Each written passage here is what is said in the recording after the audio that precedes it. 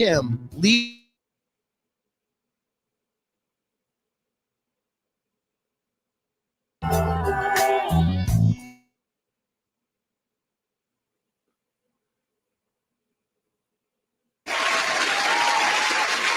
Hey, everybody.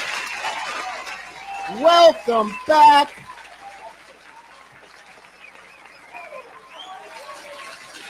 The evening before legalization happens across Missouri. We're here, and we're here to talk about it. Man, that is tomorrow. I'm telling you. No, tomorrow's the 8th. Correct, right. Yeah. Starting December 8th, yeah.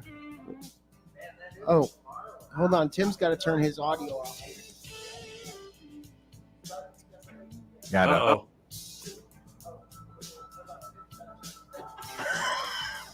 That's funny because we can hear that playing back on the air. Welcome to Cannabis Radio, y'all, where sometimes we do stoner things. Like, I intentionally went over there. I pulled it up, went to mute it, and just didn't. So, really? Yeah, we had so it's your fault. Flawless intro. Do you want to restart it and do it all over again? No, nobody's got time for that. We have so many things to talk about. No, that might be the fastest I've seen him move in a minute. I know. I'm telling you. Whoa.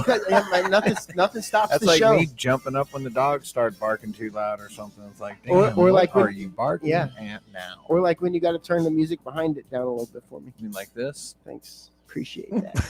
Yeah, so tomorrow's listen, Steve, don't you start with me. Tomorrow is tomorrow across the state of Missouri. We have legalization. Now, everyone 21 and up will be able to carry up to 3 ounces on them, gift 3 ounces to people. All kinds of good stuff comes with this legalization. It all starts tomorrow, except for the dispensary part. Folks won't be able to get in dispensaries until February 6th. I want to say is the date on that. Could be the 8th. So now is that the date if a dispensary can get ready and open up sooner, or is that the given date? I think that's the day that they're allowed to do. All right, that's late. Each dispensary has to turn in some sort of a document to DHSS to say, okay, we're ready to go. Come to our place, get us through commencement. Right. Oh, okay. So everybody's they got to start the whole process through again. But they've made it really simple for the people in the game. Yeah.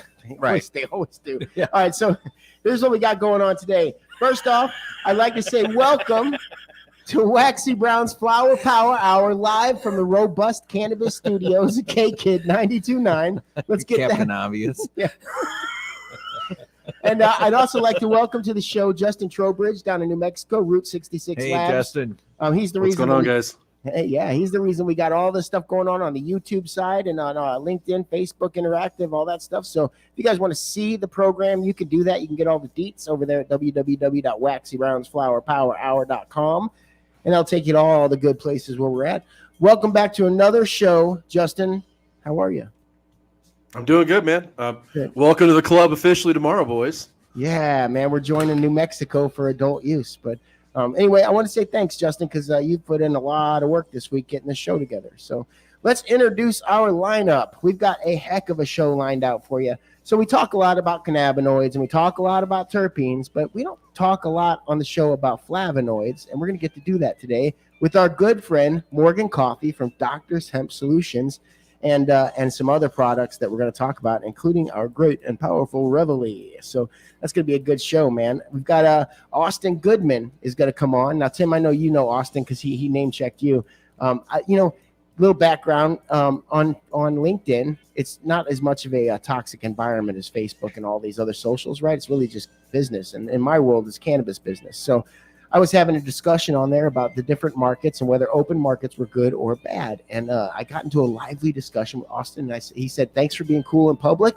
I said, well, let's take it even more public then. And let's have you on the show and discuss that.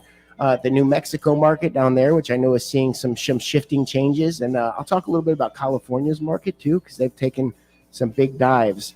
And also I have Ray from Weed, Weather, and Whatever to close out the show, bring in that Kansas City culture. So we're going to have a great show. Justin, how are you doing, buddy?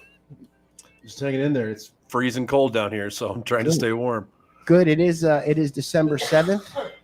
So I think we got a prize for the folks out there. Do we? Yeah. Well, I was just looking at some news here, and I think I'll tell you what. Let's just cut right into the news. Steve, we're going to hijack the show for a bit and go live for a second, okay? So hang tight. All right. This is John Daly speaking from the CBS newsroom in New York. Here is the Far East situation as reported to this moment. The Japanese have attacked the American naval base at Pearl Harbor, Hawaii, and our defense facilities at Manila, capital of the Philippines. The first disclosure of this news was made by Presidential Secretary Stephen Early by telephone at approximately 2:25 in Washington. I read the text of this historic announcement at a little after 2:30.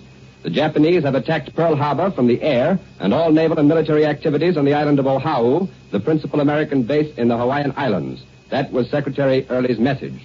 Short while later, he dictated another message. A second air attack has been reported. This one has been made on the Army and Navy bases in Manila. And here's a last-minute Associated Press flash from Honolulu. A naval engagement is in progress off Honolulu with at least one black enemy aircraft carrier in action against the Pearl Harbor defenses. Secretary Early informed all correspondents and then rushed to the White House to be with President Roosevelt. As the announcement was made, the two Japanese envoys, Ambassador Nomura and Special Emissary Kurosu, were at the State Department. Columbia's correspondent in London, Bob Trout, heard the news for the first time from our report from New York. Up to that moment, or very shortly before then, the British capital had not been informed of the Japanese attack on the Hawaiian Islands and on Manila. In view of Prime Minister Churchill's recent pledge that a British declaration of war on Japan would follow almost immediately upon the outbreak of war between Japan and the United States, a British announcement is expected soon. Columbia's correspondent, Ford Wilkins, was put on the air in CBS's regular 2:30 news program on Sunday afternoon from Manila. He was cut off the air suddenly while he was talking about air raid shelters, possibly because of censorship.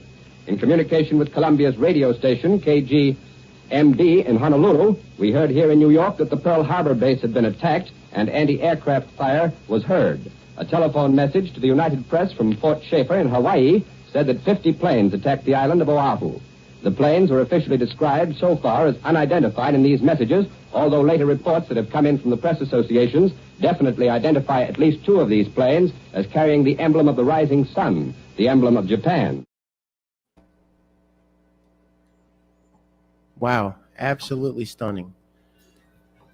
So it's kind of wild to hear that, right? Because we're radio guys and we're in the radio station here, but back then, Justin had pointed out to me earlier that, you know, when they received news like this, there wasn't Twitter or Facebook or anything like that. Your instinct when something would happen, you heard about something, is turn on the news radio.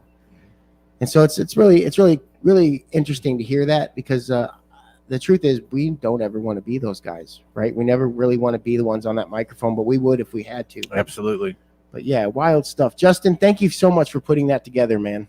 Pretty cool. Hey, it's something where with your ties to the Navy, and then I've got my grandfather was on 3 different ships that were all sunk in the Pacific Theater. I mean, World War II and that. I mean, it's something where those veterans are few and far between these days, but they deserve to be remembered. So, yeah, you know, it's a true story that anybody that was a survivor of Pearl Harbor attached to those ships and all that, they could choose to be buried with the USS Arizona now. They can actually take their ashes down to the USS Arizona and give them their final resting place. Only 40 sailors have chose to do that, because most like to want their ashes to go where their ship sunk, and that's and they want to be with their ship as opposed to the Arizona. But I do think that's a really cool thing, and I do think it's very interesting. Justin's grandfather.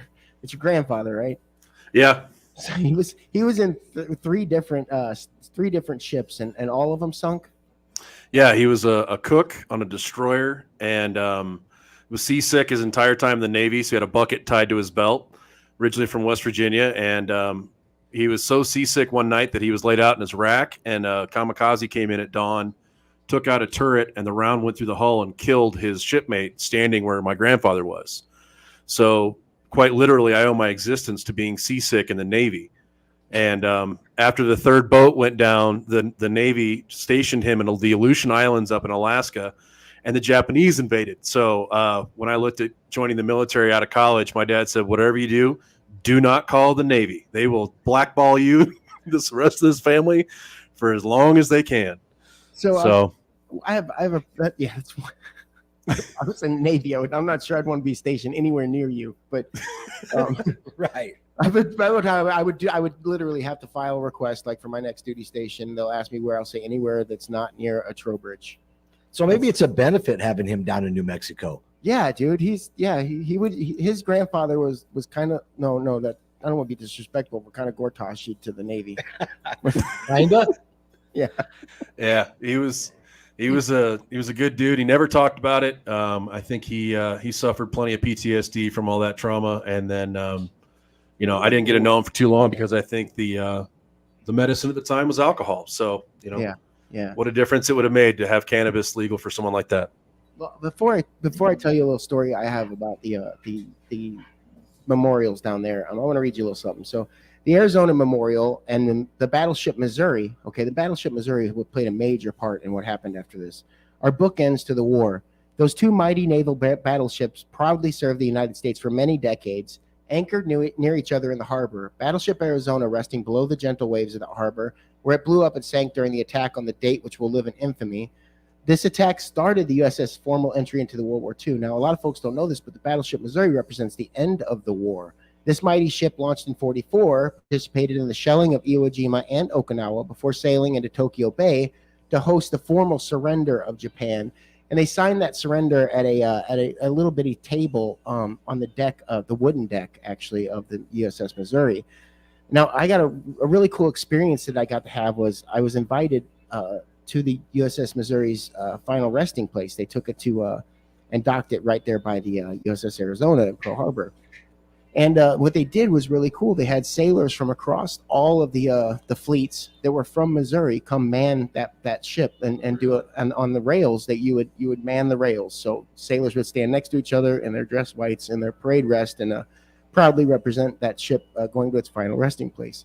Now, I actually got invited to that because I was invited as the photographer for that event. So I was a Missouri photographer's mate in the Navy. And they said, well, we got to get the Missouri guys. So I got to go do that. But and it was really cool to experience that part of it. But I also had to experience the USS Arizona Memorial. And so as a photographer, of course, I'm thinking, I can go get some great pictures because I'm pretty good at getting between an emotional situation with a camera and being able to just photograph. And because you learn that in combat, So I did. I went up there and I went to take some pictures of these older sailors who had come to and listen. Japanese sailors also come in droves to show respect. They respect. That's Hawaii's largest tourist population is Japanese folks. So they show respect of combat. So I'm taking pictures, and it was a really emotional moment for me because I watched this really older fella. He had to have been close to 90 years old. Still dressed in his dress whites. He pulled those out of whatever mothball closet he had him in, put them on with his medals shining, and there was only a couple of them. He was a younger sailor when he obviously had worn this outfit in the military. And behind him was his very ancient also wife. And up until he got to that wall, he had been helping her walk. Like she couldn't walk very well, and he wanted her with him, obviously. He helps her up a couple stairs there and goes up to the wall. And that he puts his hand on the wall and he just completely breaks down. And I watched this transformation of the energy of this couple to where he was then the broken one who couldn't get up, and she was the one helping him up. And it was all for those names on the wall and to experience that. That I was trying to take pictures, but I fell apart. Like it's a thing where it's a thing there where you see the generational thing happen in a place like that because every sailor from your 18-year-old to your 98-year-old veteran, they're all there for these big events and these different experiences. So it's a wild time. If you're in Hawaii, it's all cool to go surfing and everything, but you got to show some respect to what happened with that war. I think that'd be the only reason I'd really want to go there. Yeah, is to see that. Yeah. Well, I guess we got a 320 with Morgan Coffee. We're going to talk to him a little bit, which is 4:20 his time, right? It is 4:20 his time. Oh, okay. Is he on the East Coast? Yeah, okay. Florida. Oh, I screwed that up. Good. Okay, no problem. Nothing to see here. When we get back, I do want to go over some more facts about Pearl Harbor. Then I got some really good stuff I want to talk to you about. But we do need to catch a break. When we get back, we're going to dive in a little bit to that. You guys listen to Waxy Brown's Flower Power Hour live from the Robust Cannabis Studios. We're going to be right back with y'all.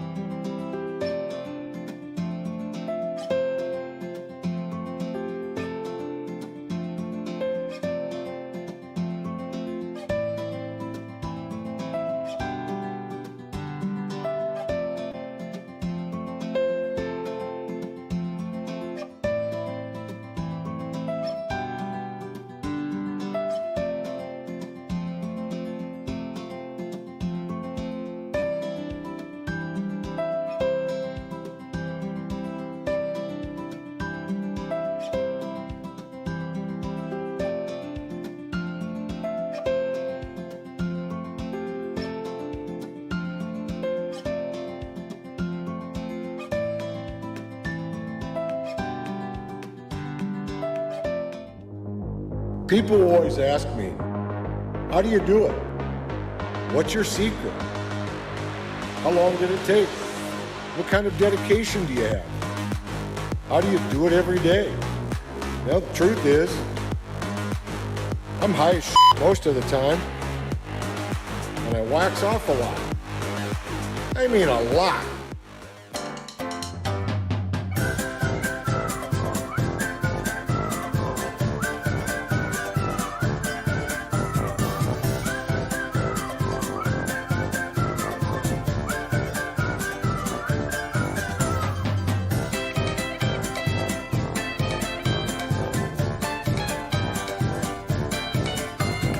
Studios and Big Dig 92.9. I hear commercials. That was me. Yeah, he's back now. Oh, right on. I'm back. Okay, back. cool. All right, so I screwed all that up. We do have Morgan Coffee coming on the show here very shortly. Right, in like 1 minute. And then Is he calling in or is he streaming in? He's streaming. he's in? streaming it. Okay. You should be streaming in. Okay. Yeah. All right. So I want to read a little something to you guys that I just discovered, okay? And then we'll get into the Pearl Harbor stuff in just a little bit. So you know how you have people get a little over medicated, people maybe smoke a dab for the first time, and yep, like you. Yeah, there's still a commercial behind me. Steve, do you hear that? Thank you. So Too many buttons to slide up a during lot the of Waxy folks- Brown's a lot- Power Hour. Look, I can't Thank God we're not doing it live, right? Right, there you go, man. It's stoner. Thank stuff. God. All right, so check this Couldn't out. handle So that.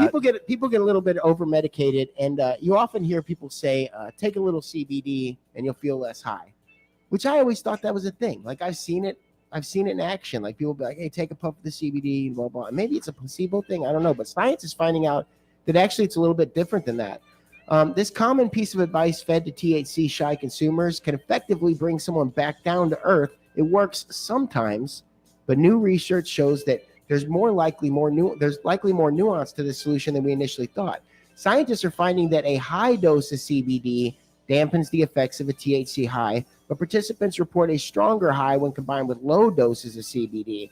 So it goes like this: if you're giving your friend or partner a little bit of CBD to bring them down, well, a lot of folks, that's not going to work. It's actually going to introduce the entourage effect and possibly elevate that high. Whereas bigger doses, they're saying massive doses, I'm not sure, but they're saying that's going to be a little bit different. So it says CBD can either dampen or an out of control high or boost it. Described in a 2019 study in the European Archives of Psychiatry and Clinical Neuroscience, the paradoxical effect of CBD is dependent upon an often overlooked factor, and that's dosage. So CBD is kind of an up and down button, but not the way people are thinking it is. I think it's interesting when you mention CBD, but what about CBG? I don't know if you remember one of our first shows when we had Alice in, Right. and she had medicated, but again, she had some other health issues. Yeah. But she was just like, I need some CBG, and I just had happened to have some crumbles of some, and it worked for her. So is it physical? Is it mental? How does that work? Well, here's what I think. I think that they're not going to figure this out one cannabinoid at a time. I think that you really have to look at not only just your cannabinoids, but your flavonoids, your terpenes, all parts of the plant provide, right? So think about your background a little bit, compound pharmacy, right? So whenever was really one compound effective, when really compound pharmacy is pairing different things, getting different things into one pill or one product.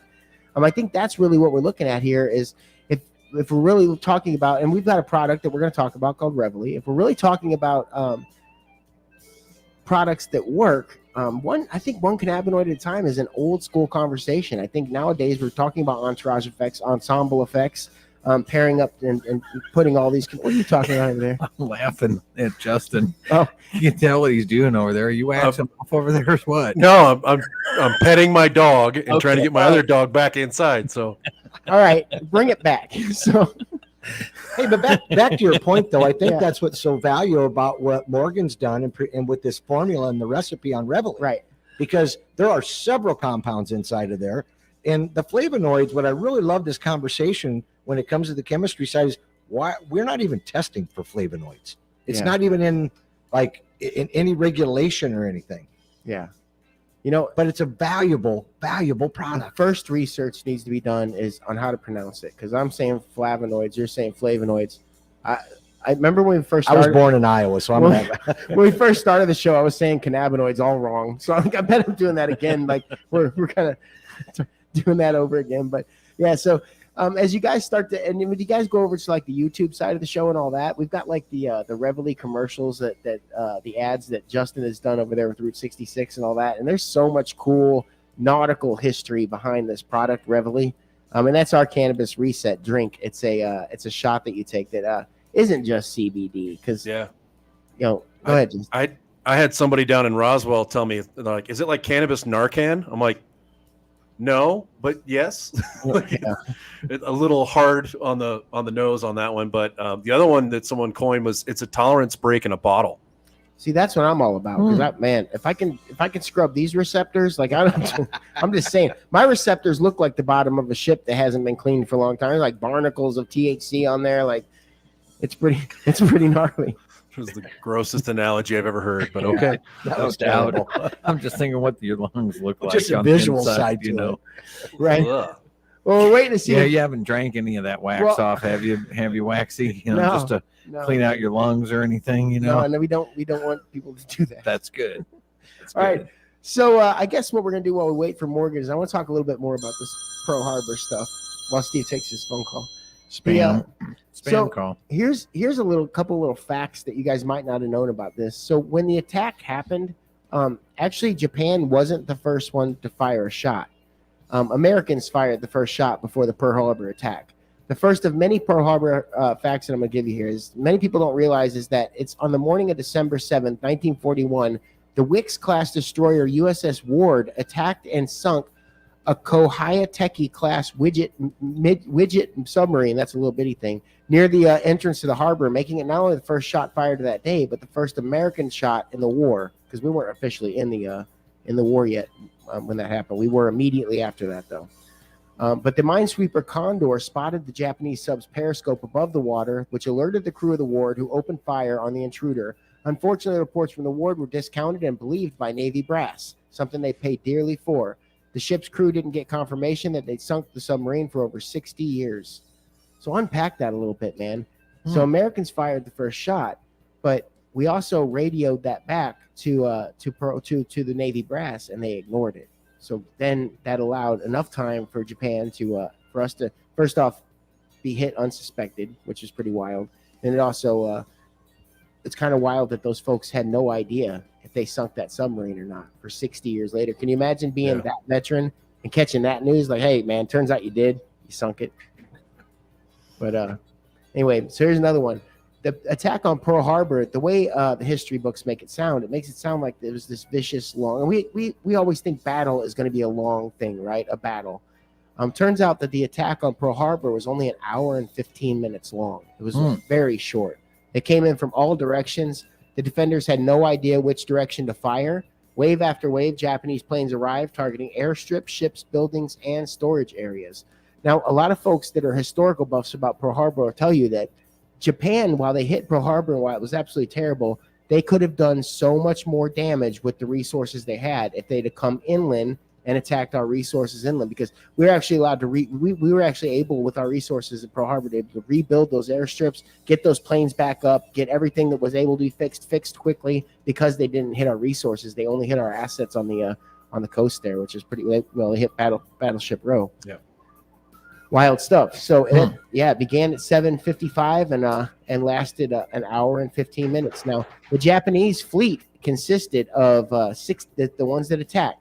67 ships, 6 heavy aircraft carriers, 2 heavy cruisers, 35 submarines, that's a big fleet, 2 light cruisers, 9 oilers, 2 battleships, 11 destroyers, 353 aircraft, 40 torpedo planes, 103 level bombers, 131 dive bombers, and 79 fighter jets.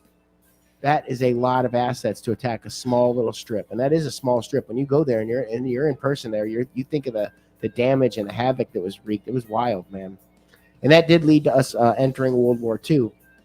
Now, I talked to you guys a little bit about how Missouri and the Arizona bookend that and are now resting side by side, which is pretty wild. But Man, what a crazy morning that would have been. And like, what honestly led me to believe that Pearl Harbor was longer than an hour and 15 minutes. 15 minutes. That Ben Affleck movie. That thing was Man, like it's terrible. It was terrible, but it was like God. 4.5 minutes long. So I assumed that the battle was at least that long. Like, but I'm joking though. But Well, you want a better segue than joking about a Ben Affleck movie? yeah, go for it. I got Mo Coffee. Oh, what's up, Mo Coffee? How's it going, guys? Good. We got Morgan Coffee on the line from Doctor's Hemp Solutions and our new product, Reveille, brother. How are you doing today, man? Man, spectacular. It's a beautiful day in South Florida. That's what's up. So I told my listeners that I'd take us on a little walk real quick to talk about flavonoids. And our first question from one of our listeners, who is me, was how do you pronounce it? Is it flavonoids or flavonoids? I go with flavonoids. Bam, got it. Wait, No, you're the one that screwed that up. no, you said flavonoids. I said flavonoids. Okay, whatever. You screwed that up. I win. We'll watch back on the video I- and see who I did. need to throw that red flag. Yeah. They'll work either way you call them. So, I mean, it's all good. Morgan's going to send me a little blue ribbon to wear. All right, Absolutely. so Morgan, can you do us a favor? Can you talk to us a little bit about what a flavonoid is so my listeners can understand what we're talking about here? Sure, absolutely. I mean, at the very basis of it, it's a cell protectant and a phytonutrient. So really, when you look at flavonoids, what you're looking at is a protectant for the plant. Another thing that it does is it's a pollinator attractor.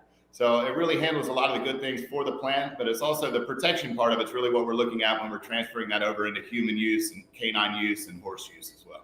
Now, how can the flavonoids help with canines, horses, and humans? Sure. Well, I mean, it's just anti-inflammatory at the very base. So, you're looking at any kind of pain or anything to that degree, like canaflavin A and B, 30 times stronger than any kind of NSAID, like a Tylenol. So, I mean, we're looking at massive amounts of anti-inflammatory to these products. So when you have any kind of inflammation, what that does is it goes directly to where that inflammation is, and we help get rid of that inflammation. Man, sounds like the future of pain relief, and that's what we look for a lot with the cannabis plant. See, a lot of people assume that you've got to go to a dispensary and get high to get a pain reliever that's got cannabis in it, when in fact that's not true at all. Some of these things we're discovering through the help of people like Dr. Hemp Solutions, Morgan Coffee, Brian Sipperly. I know Brian's probably out there doing his thing. So I'm going to ask you a couple questions here, Morgan. We got this new product, okay, Reveille, and it's got flavonoids in it. Now somebody would want to ask, like, if you have a product that's meant to get you it's meant to help you reset, to help you come down from an edible that's too much, or a weed hangover, which they do exist. We all know that. Why am I going to run right back to the plant for help to get away from what the plant's doing to me? Sure. Well, I mean, I think that's a very good question. Really, the best way to look at that is we're always trying to look for something all natural. There's plenty of ways to go chemically based and things like that. But even with this, what we're trying to do with this new product, there's not any chemicals out there to do that. So that's why we started looking directly back at the plant. The plant provides exactly what the plant needs. So we already know that it's going to be there. We just had to break a few things down, figure out exactly what parts to make more enhanced in that. And when we look at things like that, we're looking at flavonoids or we're looking at a terpene mix. There's no better way to handle the same issues that we're trying to solve with this new product. That's exactly the answer I wanted to hear too. Yeah. Well, and so Morgan, how was MJ Biz with people seeing that product for the first time? Because you guys went all out and had a model there, like handing out material and all that kind of stuff. And Yeah, for my people got listeners, their for the listeners out there, MJ Biz is a gigantic cannabis event that happens in New Mexico or in Las Vegas, right? As in Vegas. Yeah. And Las Vegas. So you're looking at, I mean, there was over 35,000 attendees. So when we think about something that size, I mean, it's pretty crazy. 1,200 plus vendors, 280,000 square foot of space. Wow. So, I mean, it's just massive, the amount of people that you can reach. I mean, spending 3 days there, you can't even get around to all the booths. It's wildly incredible. Right. But yeah, so we really went all out with the Reveille product, and it's been really incredible to get this feedback. So Brian Sipperly's handling a lot of that, but every day when I talk to him, he's telling me more and more people are calling in, more and more people are excited about it. So this is the business. Let's go for it. yeah. so let's talk about it. What makes Reveille such a good product? What's inside there without giving away too many of our secrets? Sure. Well, I mean, really, at the very start, one of the neatest things about this is it's an all-natural product. So we did a botanical blend. So there's lots of different herbs in there. So you're looking at a lot of herbs that are more for the calming side of things, but also just for clarity. So we're looking for more of a clear head. So in doing that, you know, we used quite a few different herbs, and then we also went back to the cannabis plant. We're using the flavonoids. We're using a terpene mix that I haven't seen anywhere else. And so it's just something that when we put all this together, it does the job. Yeah, and let's and folks, if you want to check out this product, if you're listening, go to www.getyourshipright.com, and you'll get to see like all the crazy logos we've got going on. This product has such a cool marketing behind it. It's really neat because coming from the Navy and myself and being a veteran in of the seas, I guess. It's kind of cool to even like I go back and look at this website like 10 times a day just because I love the I dig the scene behind it, the nautical stuff. So big shout out to Justin for doing all that, man, because it's been really, really cool. So Plenty of nautical puns to come, so don't worry, everybody. Yeah. So when do we get to try this stuff? So we're hoping to have some of the first run product out within the next 2 weeks. Oh, Nice. nice. Yeah, absolutely. On the holiday. We're getting everything together and ready for it to hit the seas for sure. Yeah. I'm ready for that high school high all over again, man. Hey, man, I'm bringing it. Yeah, we need 5-gallon buckets for Waxy just to get him back to normal. So Wait, we made that extra strength for him. Right. yeah, that's I right. tried it. It worked. This one's for little bear, mama bear, and Waxy bear. That's right. Different porridge bowls. Awesome stuff. So I want to bring up you guys are also Doctor's Hemp Solutions. What kind of products you guys got going on that side of the house? Sure. So I mean, we focus a lot on our equine line. So I mean, we do everything from like hemp flavin for horses, all the way down to like any kind of derm problems or anything else. So we work with a lot of rescues, and so we see a lot of horses in horrible shape. Same thing with the dogs. We work with a lot of canine canine rescues that are just dogs and horses in the worst shape that I've ever seen. And it's incredible to see what this plant will do when it's put together the right way to help in so many different ways, internally and externally. It's pretty wild. Yeah, especially when you talk about like the legalization of hemp, which I've got some stuff I want to talk about later. Because Morgan kind of hinted on it a little bit. There's going to be a few different really big markets for hemp. And I'm going to go over those later. One of them is food and beverages. Obviously, we need more cannabinoids in our diet, more flavonoids, more terpenes in our actual food as well. And then the one that he hinted on was I'm going to talk about livestock and how big of a market that is, as well as textiles. But when you obviously you're seeing a lot out there in the horse industry and all that. Are you seeing any discussion out there about hemp feed and any of that going into these animals? Sure. Well, there's lots of talk about that, and on a personal level and just on a scientific level, we already know that it works well. So now it's just regulation and things of that nature. So it's just working through those problems.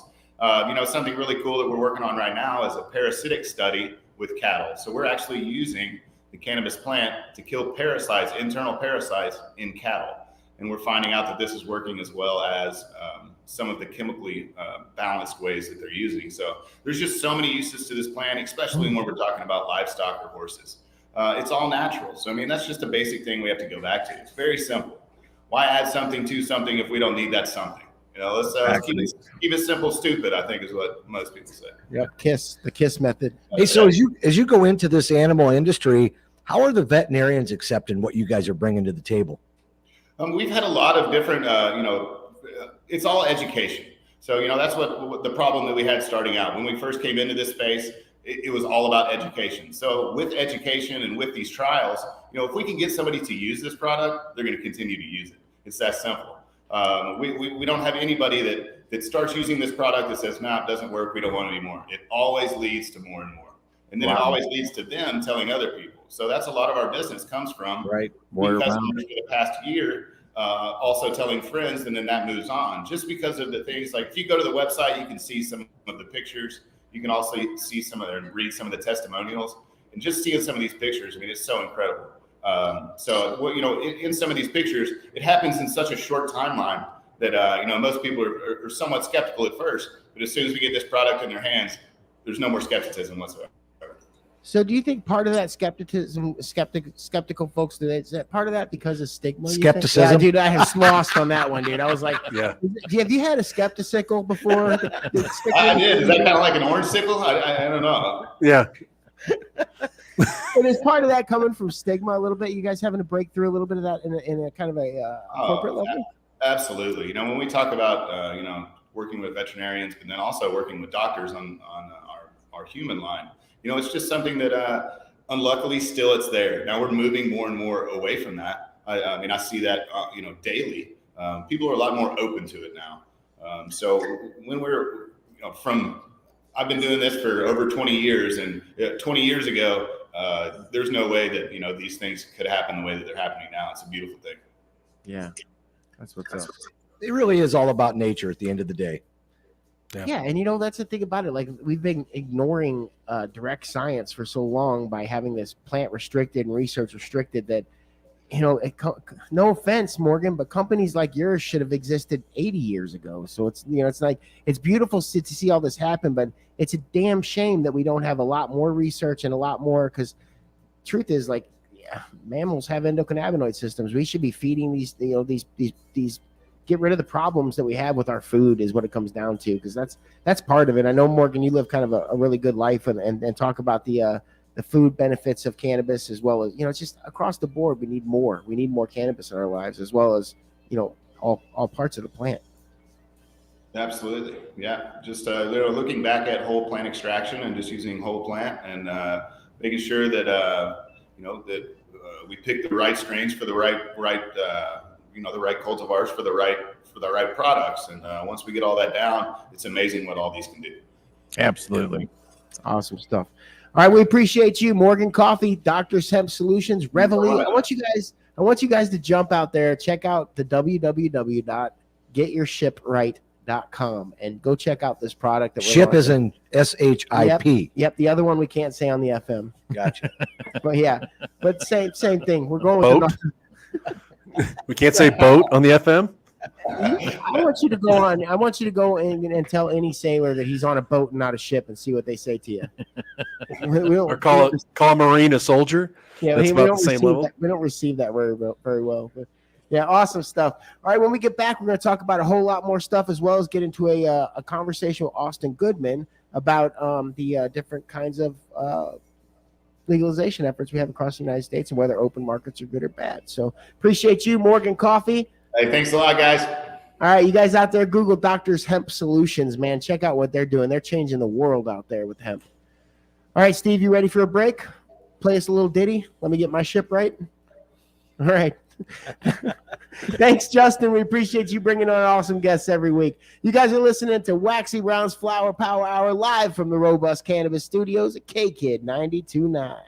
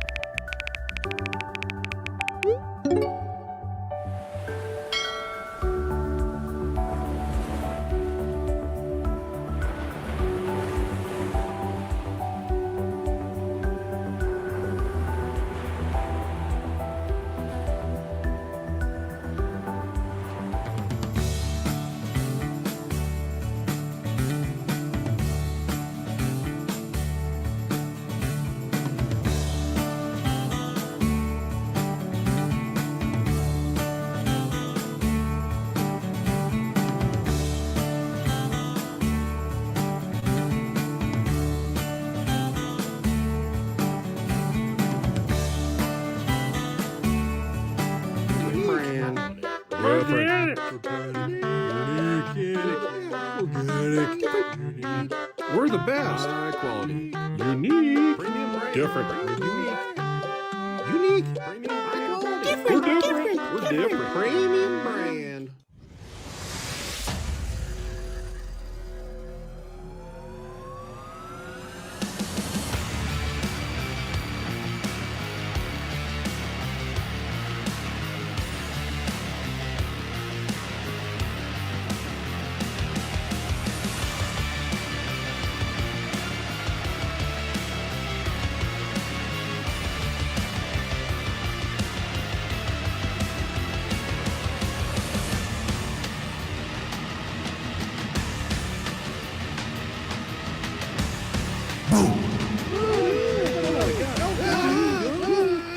Oh my God!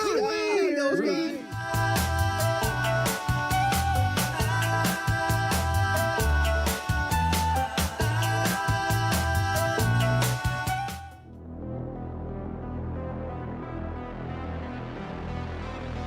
What the hell are you doing?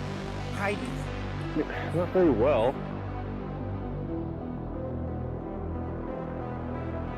Let's do it! Come on!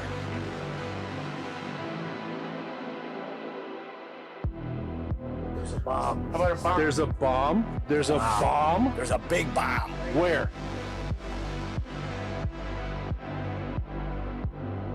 Look at this. Oh man.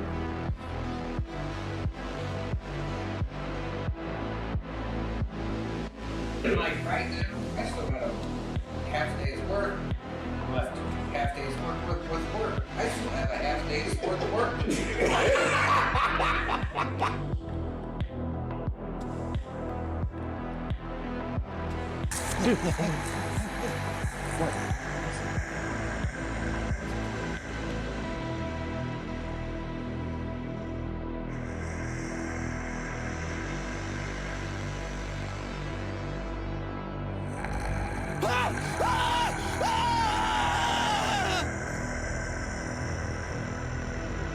Truth be told, I smoke a lot of weed.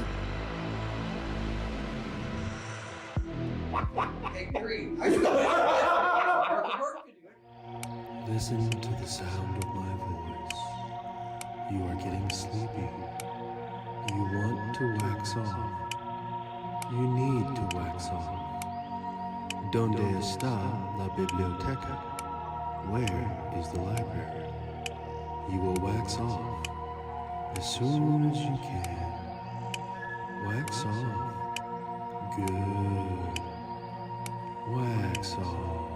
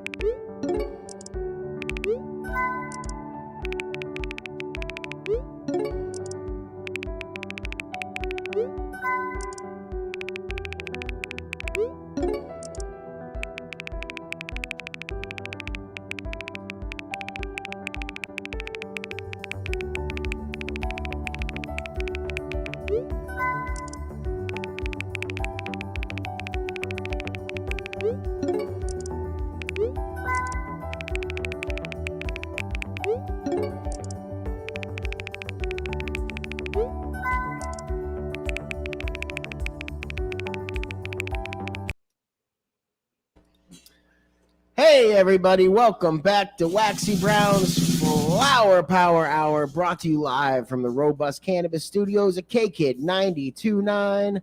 So I told y'all I was going to have Austin Goodman on, and welcome to the show, Austin. How are you?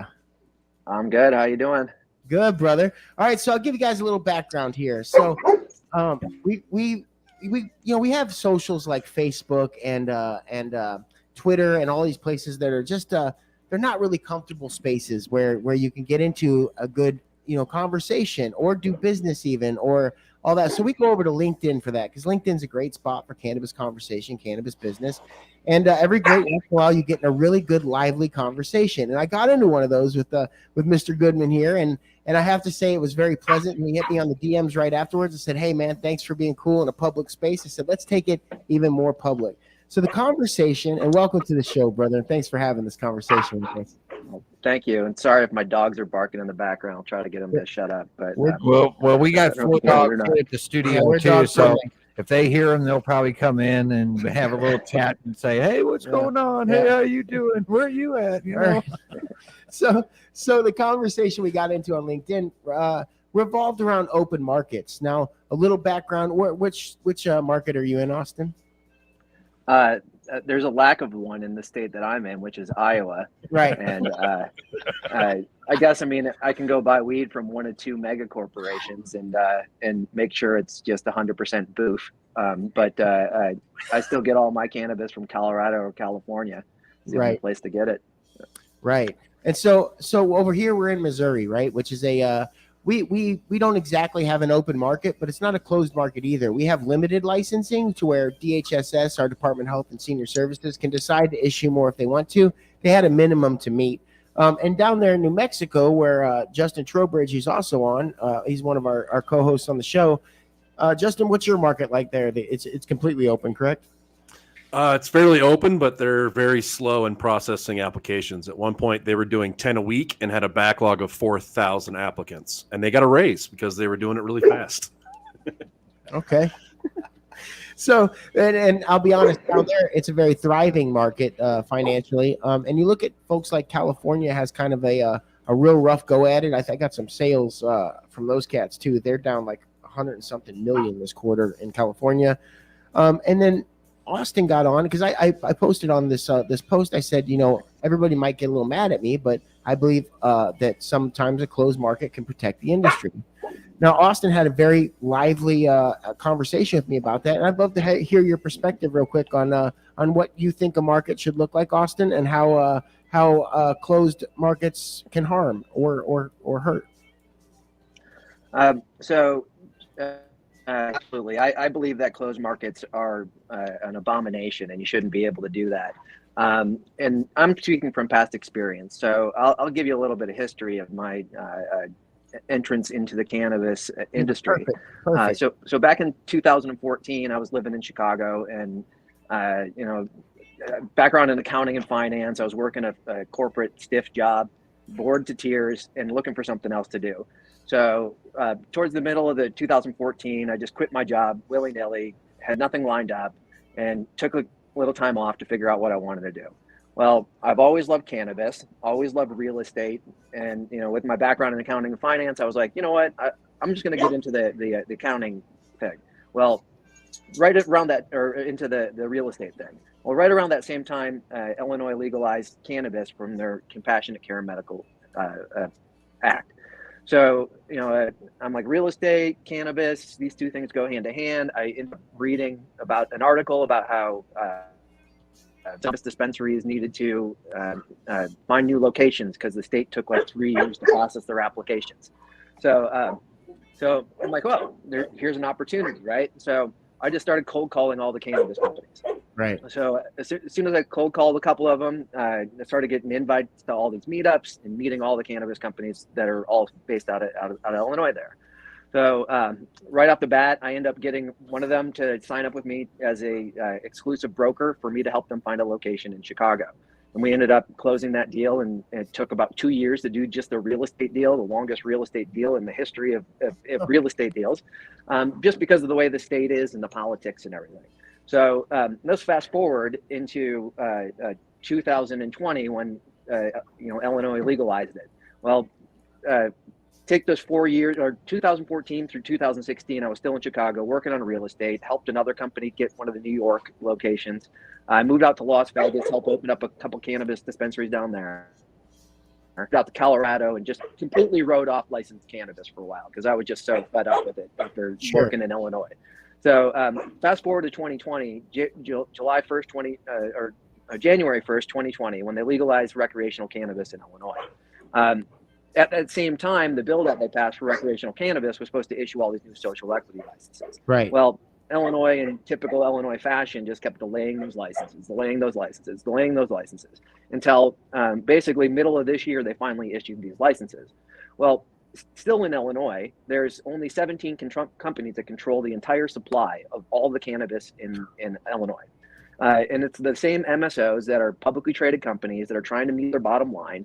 If you look at their financial performance, they're not even meeting their cash flows to cover their tax liabilities. So they're all behind on taxes. They're publicly traded companies. And what's happening is that these guys are forcing and contriving a market so that they can keep control over the supply and not letting any competition, because they have to meet certain financial obligations to their shareholders. So what happens is these people get into dirty politics. I mean, there's plenty of articles out there, and I could even forward them to you. Some of these guys giving hundreds of thousands of dollars to politicians to keep their status quo. And this is happening in all sorts of other states. Florida, where there's 22 licenses. What happens then, too, is with these licenses, you go, they end up being worth a lot of money because you're fixing for a certain little market share, right? So in Florida, one of the company's licenses was valued at $250 million. So here I am, like a guy who grew up with modest means in Iowa, wanting to get into the cannabis industry. Well, I can't do it in Illinois. I can't do it in Florida. I can't do it in Maryland. I can't do it in Massachusetts because I'm not a millionaire, and I wasn't born with millions of dollars in my pocket. Sure. So the other argument that we were talking about there online was how you didn't want into Oklahoma, right? Because the Oklahoma market's a mess. Well, sure, and let's talk about that. Let's slow it down just a real quick second. So that was part of my argument was I've seen a lot of these open market folks have issues, big time issues, and Oklahoma being the big giant one that everybody looks at, right? So in Oklahoma, for the listeners out there, if you had a certain amount of money, you could $2,500 or something like that. You could go down there, buy a license, and open up shop day two. So it became a thing where there's just so much of that down there now that they don't have a market. The market has collapsed. I think, and Austin, I'm going to ask you this question. I think part of the biggest problem Oklahoma ran into with their market failing as quickly as it has is because they started without a seed to sale tracking system like Metric. I don't think that the Oklahoma market's a failure. You could say that 90% of the companies probably aren't going to make it through the year and they're failures, but I don't think the market's a failure. That's a good way to look at it. I mean, I have lots of friends down there that are failed entrepreneurs right now that are losing their butts in that market. So you're right. A market can only sustain so much, right? Absolutely. And the way Oklahoma did it, and kudos to them, the state legislators down there are like, oh, okay, well, Oklahoma is closer than California to all of the South where there's no legal cannabis. I guarantee that 50% or more of all the cannabis being grown in Oklahoma is going straight out the back door into Texas. 100%. I don't even, everyone that's in Oklahoma knows that too. Like it's not a secret. But now you have to wonder then that's contributed. Woodland, listen, on this show, we never disrespect a traditional market or a gray market or however you want to call it.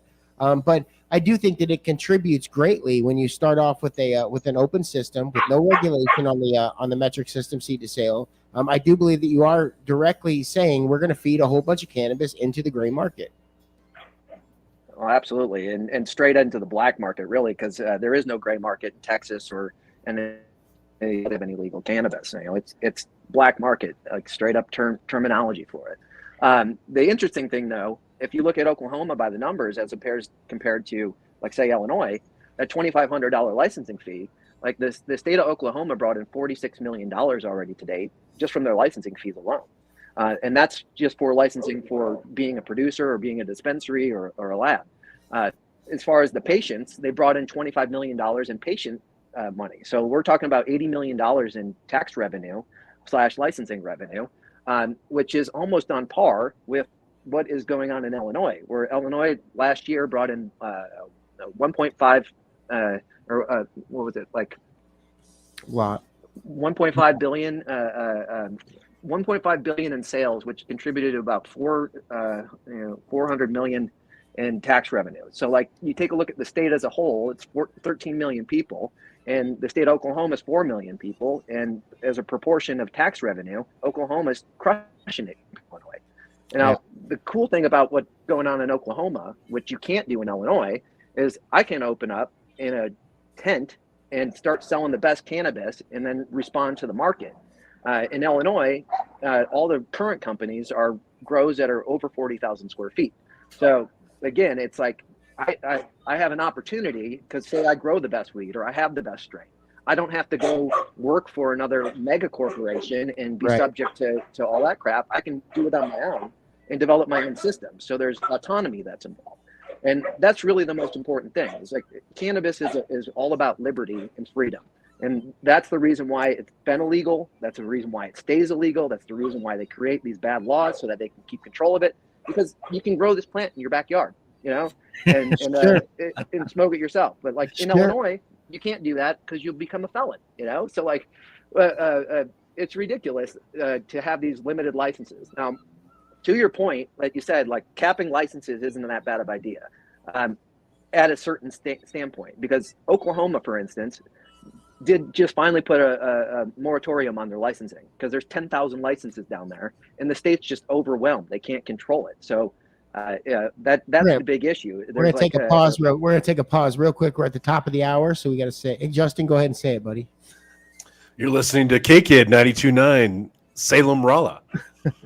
Something like that. I can't remember. You put me on the spot, man. I was so enthralled. I couldn't. I panicked. We're probably only one cannabis like radio, so we know the FCC is listening heavily, and we don't want to give. We got to stay right.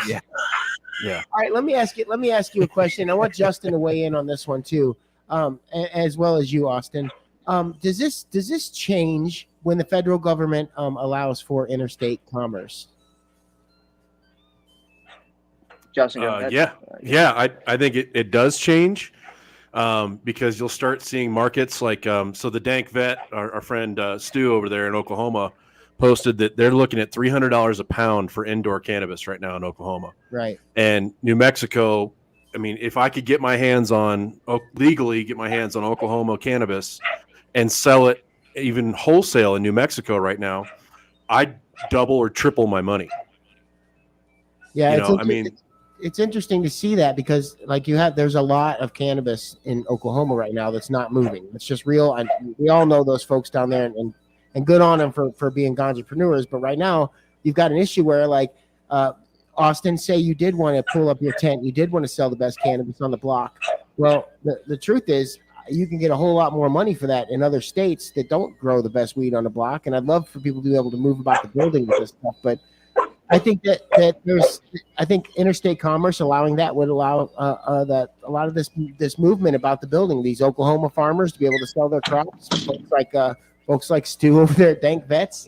What do you think about that, Austin? Whenever you think, sorry, my dog was just going nuts, so I locked her in the other room. She's a husky. She's super boisterous. My German Shepherd, he's quiet. He's chill. So, to that point, I have a friend down in Oklahoma that every time he harvests, he sells every one of his pounds for $2,000 or above, and it's gone the second it's it's cured and in a jar. The reason why he's doing that is because he has the best strains. He grows in living soil. It's super high quality, and he has the top shelf. The issue in Oklahoma that you're talking about right now is you got everybody and their brother has a license selling the same bastardized strain of runts or cookies, that they cut from a second-rate grow in Colorado or California, brought it down there and cloned the hell out of it. It's virus with HPLV. It's riddled with spider mites. All these people have no control over their cannabis, and they're just pumping it with the same plant growth regulators and whatever else too, and pushing, and it's mostly just trash. Sorry for most of the people producing trash in Oklahoma, but most of your garbage cannabis is trash. I'm sorry. So, the people that are going to do really well at this are people that have the unique varieties, like that. I got another friend out in Nevada, which is also a closed market, but the average price per pound into the regulated market down there is about $1,200 a pound. He's getting over $3,000 a pound, sometimes upwards of $4,000. So same situation. He has the best genetics, he has living soil, and people seek it out. So the issue is that if you're going to have these commoditized cannabis in an unlimited state like Oklahoma, you're just competing with the run of the mill. And now you got commodities. So it's the same thing in like a regulated state. If you don't have something unique or different, you're not going to stand out, and you're just competing in a commodity price level. Yeah. The only issue is that now you have a fixed market, which, like all the dispensaries in Illinois are owned by the same companies too, and they all collude together to keep their margins. That's why an eighth of cannabis is $70 in Illinois, but you can get it for $5 down in Oklahoma. Yeah, I think Missouri's found a real happy medium with the way we've handled it. We've got, I do believe we've got a very diverse group of folks out there that own these licenses. I know because I work with a lot of them. And then I also think that they've done really well with the micro licensing that's going to come out for everybody, and the ability for folks to be able to get into the industry at different levels. Especially, we've got a great caregiving system. You can grow 18 plants for yourself, and you can grow for after the new law 6 other folks too as well. So small business is thriving when it comes to cannabis. Justin, you were going to say something. Well, I was going to say, you look at a market like Iowa, where you've got 2 companies that control the entire cannabis industry for that entire state.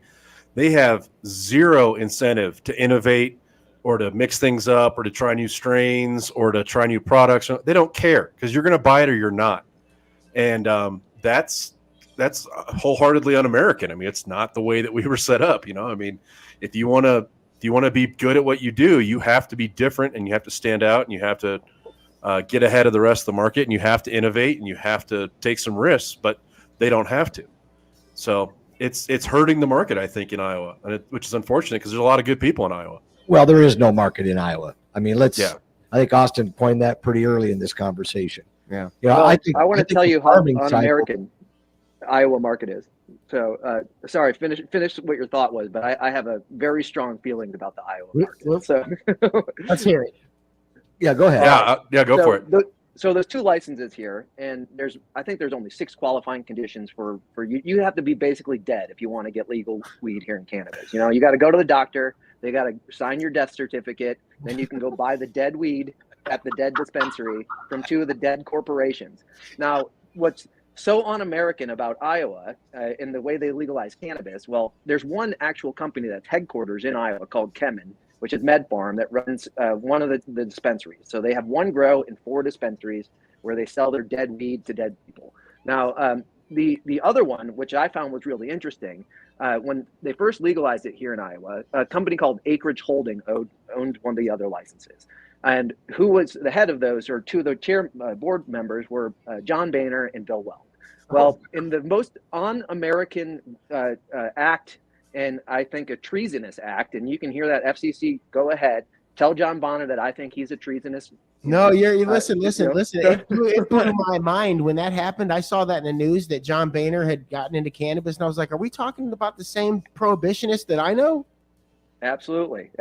Now, what the un-American thing that he did was Acreage Holding ended up selling their entire holding company to Canopy Growth, which is the Canadian publicly traded company. Sure. So that's just, to me, like you're selling out the constituents and United States citizens and Iowa citizens for profit without ever even growing any bit of cannabis. So they made these laws, literally 2 licenses, so these guys could go and acquire a license and then sell that license for 10x what they had for that license without ever producing a gram of cannabis. Right. Never produced a single gram in this state, and they put that on their pro forma as we own and control a certain percentage of the Iowa market. So you got 2 prominent Republicans in this Republican state where our governor, Kim Reynolds, has said over and over again that she's not for the legalization of cannabis. Well, she says that she's for freedom. She's like, we believe in medical freedom here in Iowa. We are the freedom state. Freedom is Iowa. Freedom, freedom, freedom. Well, what is free about not being able to consume cannabis legally? And, you know, I do it every single day right here in Iowa, all day long. I know almost every one of my friends up and down the street, all through here is smoking cannabis all day long, but illegally. You know, we get caught now we're felons. You know, we get busted smoking weed. Now we got misdemeanors. Now we got we have a criminal history. Go try to rent a place. You know, because now you're renting a home and you got history, criminal background, because the state of Iowa doesn't believe in freedom. Yeah, no, I get it, man. You're in a rough spot over there for real. Like, so in their hemp program, when they go out to do the testing, the titles of those people are called criminalists. Seriously, this is real. Yeah, it's the state crime lab that does the testing too. It's not a private analytical lab. It's a state crime lab. So well, if that tech, that's who was testing to see if the people were dead. That's why it went straight to them. They're waiting on approval. Yeah, Awesome. it's sad. It's a really sad state of affair here in Iowa. You know, and here's the thing: I'm a fifth generation Iowan, sixth generation if you count the generation that was here before Iowa started as a state. You know, we were here prior to 1852 when Iowa became a state. I love Iowa. I love being from here. I love the people here, and I advocate for them every single day, for them to just be able to, you know, plant a seed in their own garden and see what grows. You know, what's about that? Why are we so terrified of this plant that we know has all these medicinal benefits? It's ridiculous. Right. Yeah, well, Absolutely. and like me being from Nebraska, everyone's like, "Oh, you guys don't have medical, you don't have recreational. Just move." That doesn't solve anything. Telling somebody to move. I mean, Austin's I don't even know how many generations he just said, but he's a generational Iowa person, right? So to tell him like, "Hey, man, you don't like it? Go move to Colorado. Go move to California." It's kind of a cop out. You know, if you want to help people like that or people like Nebraska, you know, get involved, help them out, see what kind of resources they need, that kind of stuff. I mean, the flip side of it, I've seen people that have actually had to move to a big shout out to Gator and Rito, who are listening to this show, who had to move their whole life to another state. Like they moved to Oregon from here when they went legal, just to be able to get their medicine or get the lifestyle that they need and deserve. Yep. Yeah, I know a couple of people that actually the same thing down there from Iowa because of what Missouri just passed. Yeah. I mean, that is income that we never even thought about. Yeah. What were you going to say, Austin? We got one more minute. I did that same thing. You know, right out of school, I left Iowa because I knew how doom and gloom this whole entire state was. I moved to Chicago. There's a lot more freedom if you're a white guy. You know, like you can do whatever you want and get away with it in that state. But once I started getting into cannabis more seriously, you know, I was always able to access cannabis when I was in Chicago. The black market was thriving. A lot of it was coming from Michigan, or coming from Colorado, or coming from wherever else. But always was able to get weed easily. When I started to get into the license system and wanted to actually work with it, you know, and I tried working in Illinois, I realized that, you know, there was no opportunity. Like I can go work for one of 15 companies that control the entire market, or I can move. So I moved. And when I ended up in Colorado, I found there was nothing but great freedom out there. One of the things I loved about Western Colorado particularly is that's where a lot of the legacy cannabis growers are. People that have been growing in the same soil for 30, 40 years. And guess what? They're forced to sell it into the black market. Licensing schemes over there are Colorado's actually better than a lot, but Colorado, you know, they were living in like Delta County, Montrose County, which doesn't have any legal cannabis, no legal access to it. So these guys are allowed to grow their 12 plants. Well, they grow 12 plants that produce 10 pounds each. And back when the market was really well, you know, these guys could bring home $300,000, $400,000 at the end of the year, pay out $100,000 of it, and you know, have $300,000 to, and that's a really good living for, you know, a family that has you know, two, three other people that are, you know, workers for them. Right. But that's really good money, and I would rather support those growers. That's where I found the best cannabis. While I was out there living in Colorado, I bought weed from the dispensary maybe like 3 or 4 times, and every single time it was trash. So I was like, this is garbage stuff, you know, like what is with this? But when I met those real growers, those guys that were growing in the same soil for, you know, for decades, that's where I found the best. And I think that's where the market needs to go. People need to be able to have these micro businesses that don't have to follow like ADA compliant, having an ADA compliant bathroom. Like that was the big thing that killed the California market. Is to get regulated, you had to go through all these stringent things. And these guys have been growing up on the same hill, that doesn't even have access. You have to like take a 4-wheeler up to their property because they've been growing up there for 30, 40 years hidden. And now they have to actually put in a road so you can get access to it. That just doesn't do anything good for, these legacy growers. So. No, I get it, man. All right. Great conversation, Austin. We went a little bit over there because, man, I want to have you on the show more because I feel like a lot of the topics that we talk about, you'd be a great voice for. You hip to it? Oh, absolutely. And, good seeing Justin and Tim too. I've known these guys for quite a while. Yeah. Justin and I actually did a little hemp interview a year or so ago. And so I'm really happy to be on here. Glad to be a guest, and thank you for having me.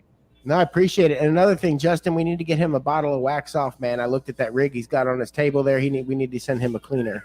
Yeah, that's a little nasty.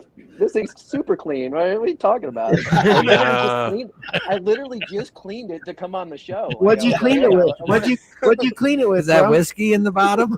No. I got this natural cleaner from this guy out there in Colorado, and then I use this magnet, so I stick the magnet in there, and then I can pull out all. Oh wait, he's cutting out. All I can hear is he's going to use Wax Off next time. That's all right. I'm going to use Wax Off next time. But see, the bong is yellow. The bong is yellow. It's not. Oh man, look like whiskey in the bottle. It's like, man, we're just giving you a little heck, Austin. We appreciate you, brother. All right, folks, that's Austin Goodman. That what a great conversation, guys. Man. We appreciate having you on, brother. Thanks, Austin. Thank you. Have a good one. You bet. All right, guys, when we get back, I want to tell you about something that Blue Sage Cannabis Company's got going on up there with those guys, and it involves access. And so, I'm hip to talk about that. And I told you I want to talk about some of these hemp markets before we get off the air today. So you guys are listening to Waxy Brown's Flower Power Hour live from the Robust Cannabis Studios here at K-Kid Radio in Rolla, Missouri, 92.9. We'll be right back.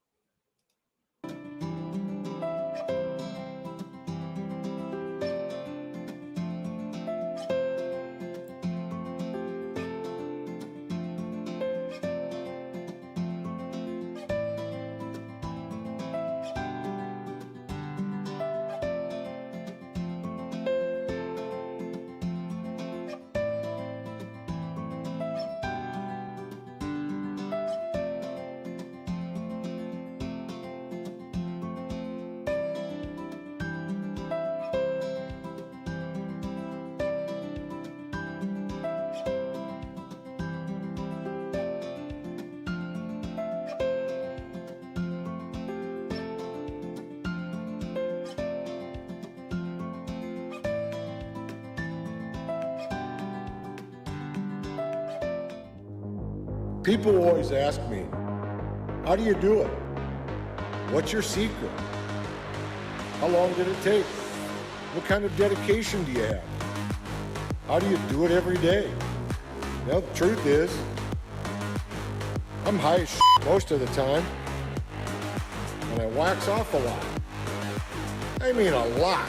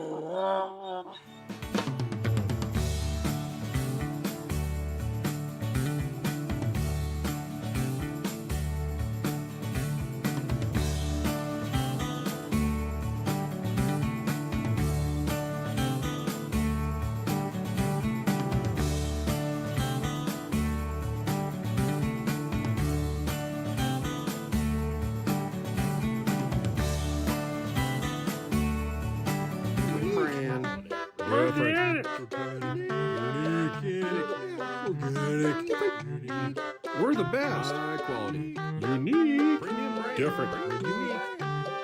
Unique. Premium brand. Different. We're different. We're different. Premium brand.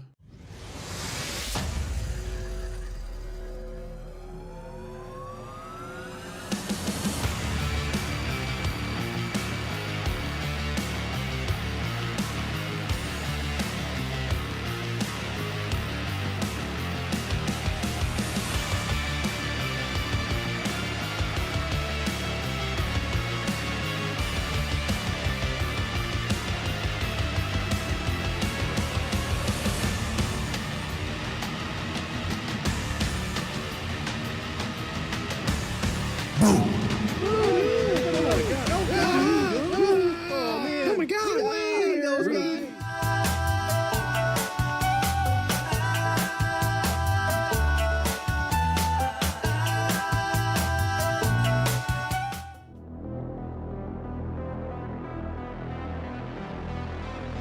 What the hell are you doing? Hiding. Not very well. Let's do it! Come on!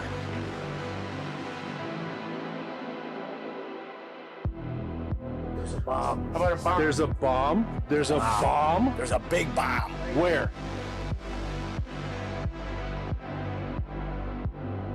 Look at this.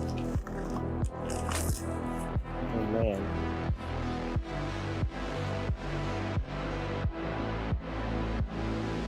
Like right now, I still got a half day's work left. Half day's work with work. I still have a half day's worth of work to do.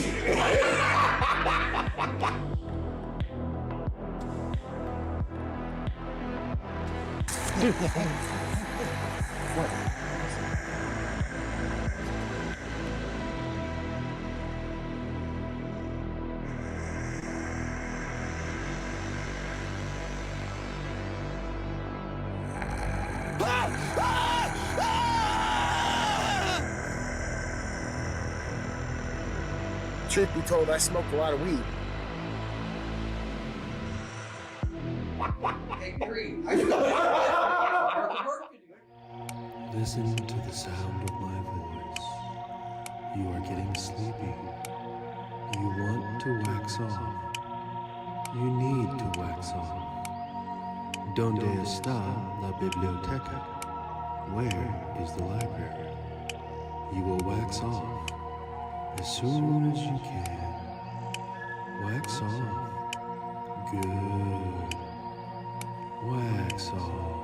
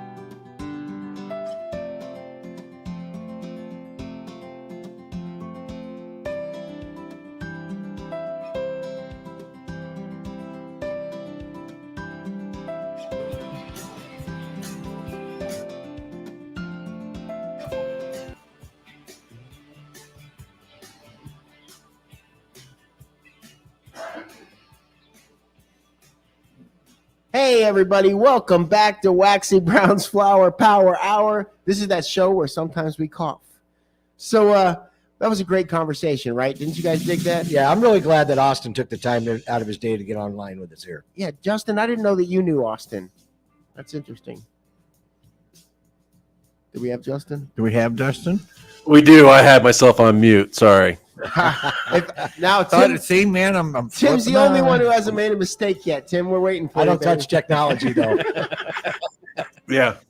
Well, he did. He left the microphone on his, was the Waxy. audio. That's why It was Waxy my had to fault. jump up. Oh. I've made several mistakes. I'm allowed. That's just my job. Yeah, and Steve was supposed to make the mistakes. Push the button, Steve. But that was a great conversation, man. And it'll be interesting, Justin, to see where your market is in, say, 2 years from now or whatever. Yeah, it'll be wild. I mean, we're finally starting to dip a little bit in the sales. I mean, like $200,000 for the month, I think last month. But more people are getting licenses. More people are looking at consumption lounges. More people are looking at what it's going to take to do full-time cultivation and all that. And it's wild. But All right, so I want to, before I get into some, I want to talk about the benefits of hemp legalization here in just a moment. But before I get into that, I want to give a little bit of news. We had talked about how they were trying to put some of the safe banking stuff into the defense bill, which ended up not happening, unfortunately. So I want to read this little bit of news for folks, because I know a lot of advocates listen to the show, and advocates were really stoked about this part of the bill being in there. So a large-scale defense bill that advocates had hoped would serve as a vehicle to enact marijuana banking and expungements reform does not include any cannabis language following bipartisan and bicameral negotiations. At the same time, details about the so-called Safe Plus package that lawmakers have been negotiating are emerging, including the potential inclusion of language on gun rights for marijuana consumers. So that's a big one for me as an advocate. We finally had a piece of legislation that had a little bit of fuel to it that was going to include actual federal level gun rights for marijuana users, which some states have them, some states don't. We just went a long time in Missouri without having them. And I don't know, do you guys have any protections for guns in New Mexico? we can neither confirm nor deny what we have for guns in New Mexico. I mean, I'm in machine gun country, man. Like everybody's, I mean, that's the way we roll down here. And that's right. We are a very, very blue state. Place to be. Right. All right. So the it says here that the deal could actually still take place, but it'll be interesting to see how it goes forward. It says it could advance as part of a separate omnibus appropriations legislation, or even as a standalone before the end of the year. They're trying to get this passed before the GOP takes the House, because no matter what happens in the Senate, this bill's got to find traction in the House. So it'll be interesting. So it says talks over Safe Plus have been intensifying in recent weeks, and they were complicated in part by a Justice Department memo to senators outlining concerns about marijuana banking reform that sources told Marijuana Moment have since been resolved. So maybe this wouldn't have been such an issue if they had talked about things first and maybe tried to bash a little bit of these stigmas first before they you got like our last guest said, you gotta give education, right? That's what our Morgan Coffee, you need to educate before you could just roll anything out. It seems like the government needs to do that within the government. What was that, Justin? Oh, I was just gonna say it's wild when you fill out a form. There's a federal form you have to fill out. And one of the questions on that form is, are you currently a fugitive from justice? Yes or no? I mean, that's on the form. That's the level of thinking that we're at right here. And the one person a year they catch, that's impressive. That guy needs to go to jail. I'm sorry. All right. So well, just like when you go to get a gun and they ask you if you use marijuana, people have been lying for years. Yeah. I mean, why is it an issue now? Yeah. Well, and here's the weird part is if you hit no and you're consuming cannabis, like with a medical card or whatever, you're lying on a federal form. Right. If you hit yes, then they'll decline you for the firearm that you're trying to buy and impede you from your Second Amendment right. So it's this weird, like you can and can't do it and all that stuff. So I know when I was still in Nebraska, I bought a handgun up there, and the guy was like, man, I know that you're in the hemp business. Like, I'm like, yeah, it's hemp. It's not marijuana. They're asking about marijuana. I'm using hemp. And he looked at me and he's like, I hate you so much for knowing that, but I love you for it. So right. Big shout out to my buddy Nick up there. I love you, buddy. Good segue too. So hemp, let's talk about that for a second.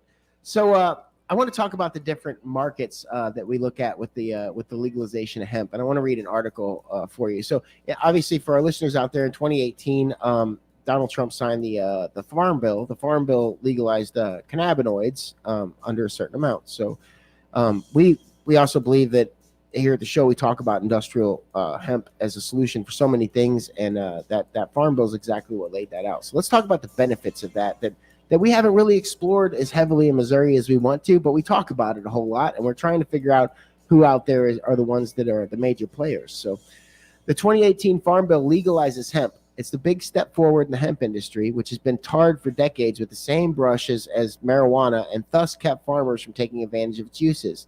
Hemp's a cousin of marijuana, and both come from the Cannabis family. However, hemp doesn't have the high that marijuana is notorious for. The plant has very low THC levels. It's the psychoactive component that gives marijuana users a buzz. We all know about THC here on the show. With the Farm Bill now in place, the U.S. hemp industry can flourish. Hemp can be used in clothing, paper, rope, and construction.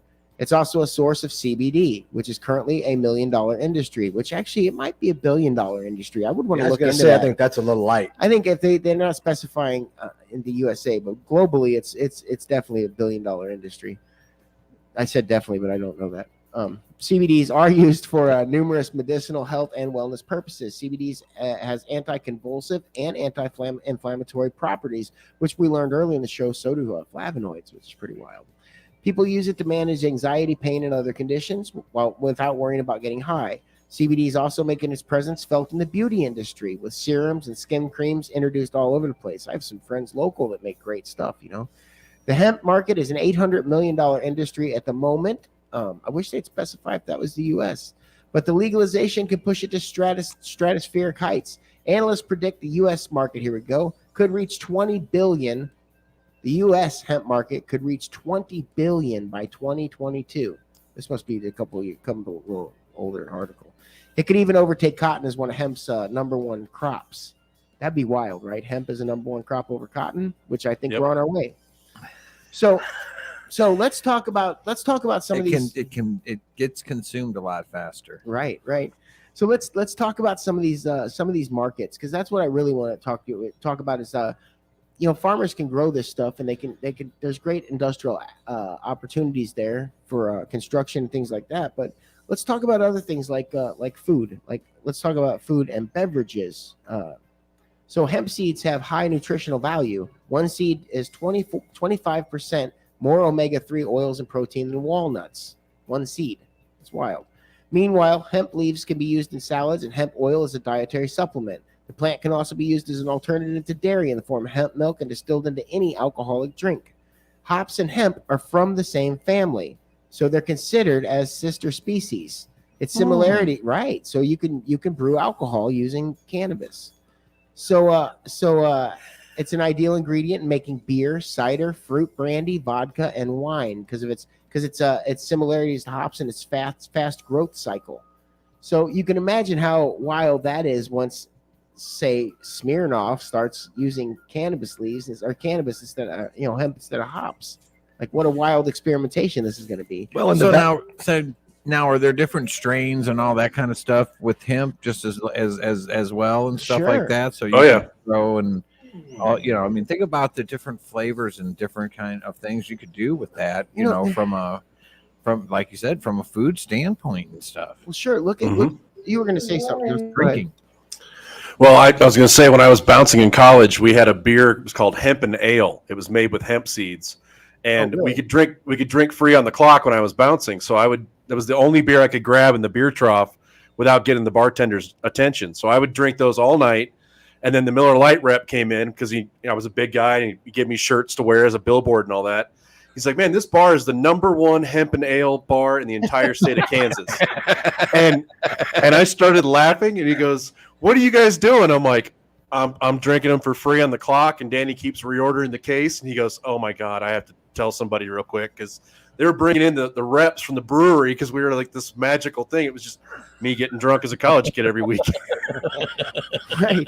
And, a lot of folks would wonder because of the stigma behind this and not really knowing, like, using hemp seed, would it add cannabinoids to the alcohol? And the truth is it doesn't. It just simply provides that ingredient that's needed. So that's a pretty wild deal there. Because if you think about it, like even like the cannabis drinks that are out there now, that market in Missouri is going to flourish a couple years from now. Adult use has got its traffic going. We've got consumption lounges everywhere. I know we've got some friends out there that make some great cannabis drinks. Go and give a shout out, Justin. Yeah, we got Chris Fontes with High Spirits. They make that amazing hemp-derived Delta 9 product, and he's actually been arrested for trying to travel with his hemp-derived products. And then after they let him out of jail, he ended up getting a social equity license in Denver, which is on freeze until 2028 because he was arrested for cannabis, even though it was hemp. I mean, it's just wild the number of times that's happened, and people have benefited from that in the cannabis side. So, well, I mean, as they probably, wild as it should, but yeah. All right, let's talk about another, field of.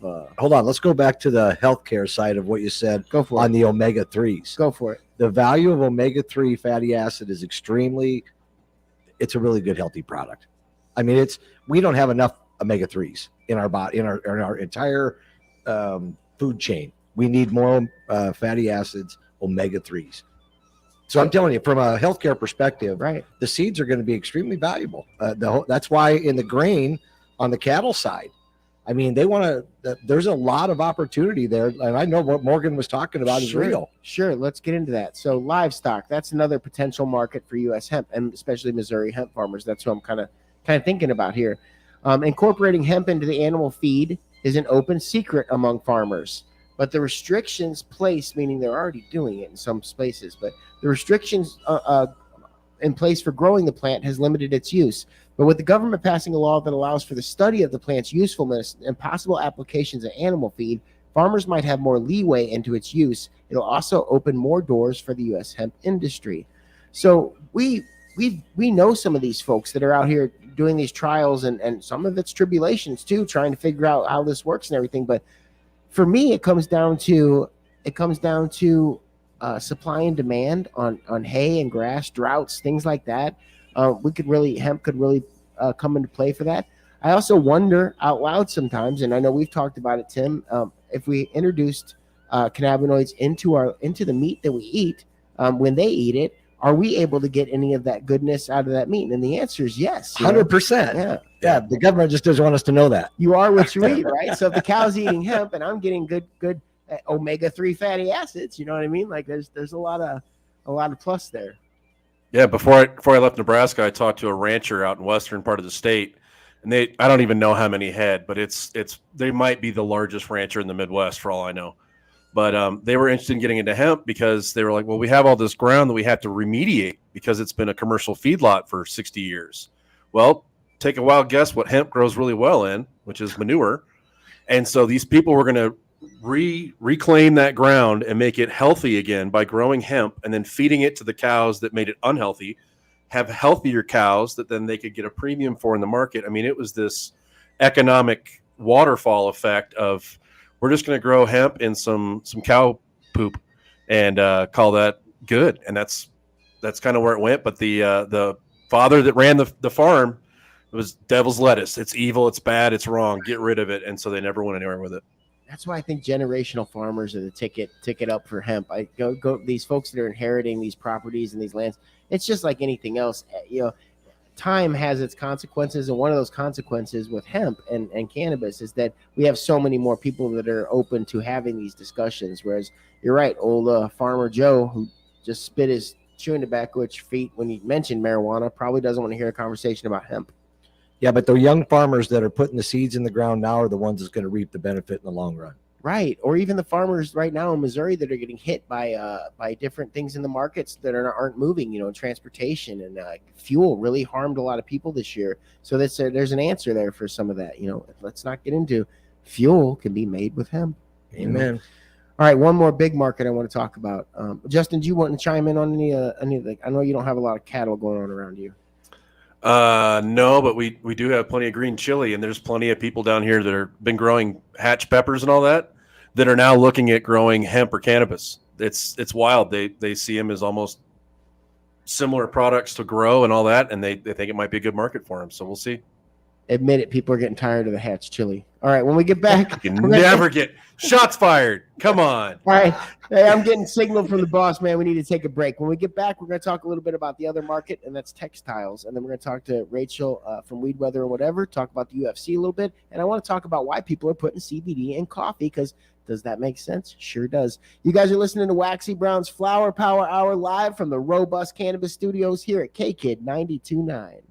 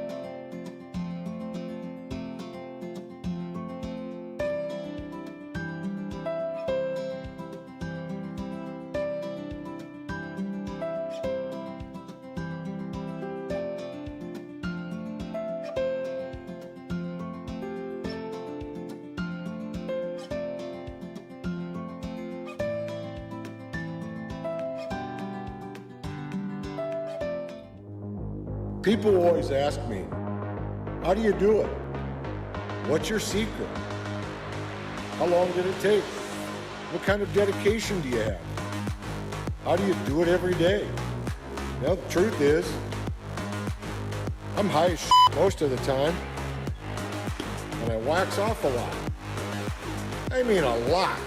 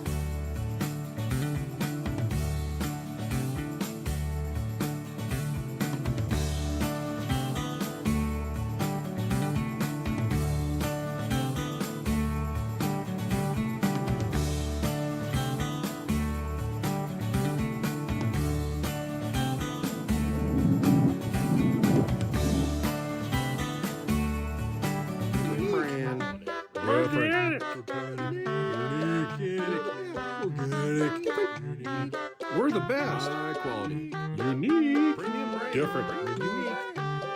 Unique. Premium high quality. We're different. We're different. Premium brand.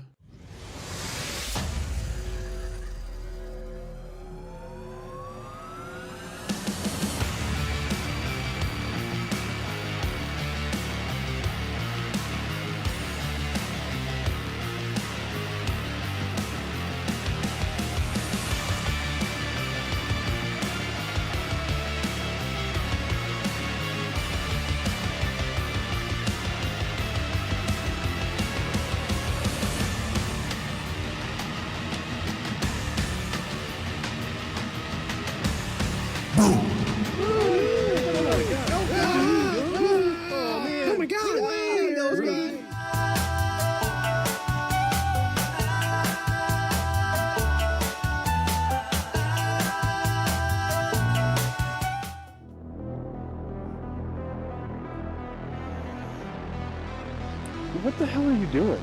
Hiding. Not very well. Let's do it! Come on!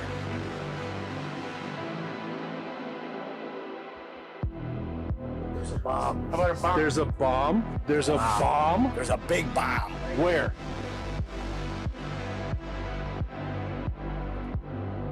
Look at this. Oh man.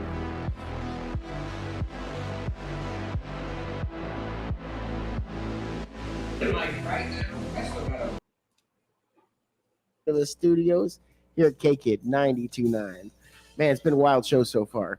So Man, how fast time flies. it does. 15 minutes left. Oh man, we got a lot to talk about. All right, so textile market. That's what we're going to talk about next. All right. So it's more economical to grow, and this is a bold statement, but it's true. It's more economical to grow industrial hemp than it is cotton. It's more economical, cheaper, better, easier to sell. No way around it. Yeah. It'll also yield 200 to 250% more yield. 200 to 250% more. Hemp is naturally resistant to pests, and deep roots will maintain the soil's good quality. We see that in lots of these conversations with guests that we have on that have remediated soil using hemp. Pretty wild there. It says also the U.S. I almost went Navy there. The USS hemp industry can also expand and venture into plastic alternatives and building and construction. And so that's the one I really want to talk about a little bit. We talk about it on the show a lot. And like, I think about our farmers here in Missouri, right? We got lots of farmer friends that come into KK and say hello and see them out there and about. And that's really the backbone of America, right? So if we have something that can help these folks, raise up and help these generational farmers and help reestablish us as a textile force, because look, China owns that now. China is where we get most of our clothing, things like that, all made in places like that. We need to bring that home, the conversation home in a thunderous fashion here in Missouri. So how do we do that? What's the path? The path is they always say the proof is in the pudding, right? So some of these companies need to get engaged in Missouri, and because listen, farmers all hang out together. They got like the farmers associations and the urban farmers meetup, and I was making stuff up, but that's the thing. Like, they're a very coordinated group of folks, a very cultured group of folks. So I think we just need a couple big names to stand up and start to do something big here in Missouri and show the numbers, because we're the show me state, right? Show the numbers, show us the money you can make. The amount of hemp that you can grow and have sold before you even have things in the ground. Go ahead, Well, Justin.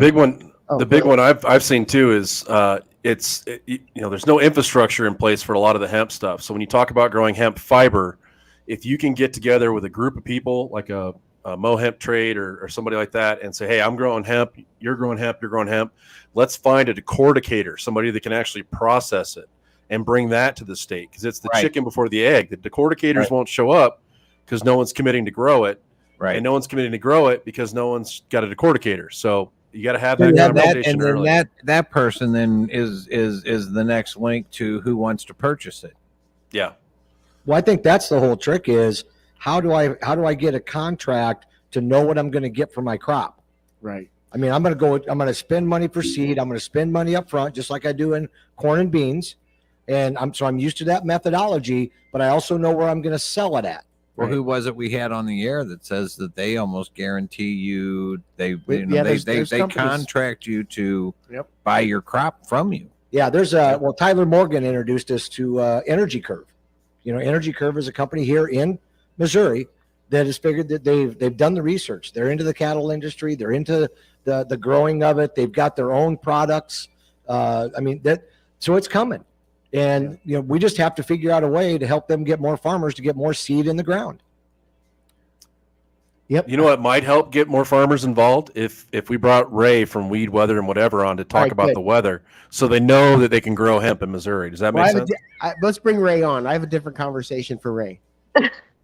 Can't wait. What's up, guys? What's up, Ray? Hi, we got Ray. Ray from Weed, Weather, and Whatever. So, Ray, you know what I want to talk to you about? No idea. Coffee and cannabinoids. You ready? Okay. So I'm reading here about CBD beverages are on the rise, and ahead of the pack is CBD coffee. Okay, a combination that's becoming increasingly more popular among consumers. Now, do you guys automatically, what's your first thoughts, Ray, when you think about putting CBD in your coffee? So I am probably the wrong person to ask because my energy is 100% natural. I do not drink coffee. Oh, okay. Okay, well, let's talk about. That makes sense. Okay, so what's your first thoughts, Tim? CBD and coffee. Why would you want to do it? Well, I think I think it's great for people who do drink coffee. I mean, why wouldn't you want to do it? Sure. I mean, CBD is good with anything, and in coffee, even better because it gives you that first burst in the morning. So you need that pain relief early on. You kind of touched on one of the things that I want to talk about, and that's putting CBD in it.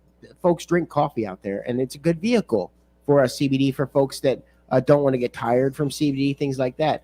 So I'm going to talk a little bit about that. So CBD obviously is one of the in the past few years, it's really taken flight when it comes to anxiety, pain relief, all these things, right?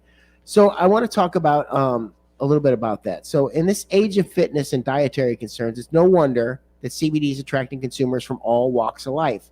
Among its many benefits, it has antioxidant properties, which is something you also find in coffee. And it makes sense then that people would like to combine the two in order to maximize the health benefits of their favorite drink. We'll talk about convenience a little bit. A significant portion of the consumers who are getting into CBD are not part of the marijuana crowd. These are health-conscious people from all ages and walks of life, people who have never been to a head shop, never owned a bong. For them, the most attractive way to use CBD is always going to be the one that doesn't feel like taking a drug and doesn't disrupt their normal routine. So you talk about that, Ray, as kind of a vehicle for folks who need CBD, but maybe don't want to experience it as a smokable product or things like that, or even a tincture that doesn't taste good. Something they can add to their coffee in the morning is just as part of their routine. Sounds like a good way to introduce CBD. Absolutely. I mean, people need options with everything. It's the same way with THC. We have edibles, we have vapes, we have a million different ways to consume because people get bored. People don't like to change their habits. So CBD is the same thing as anything else.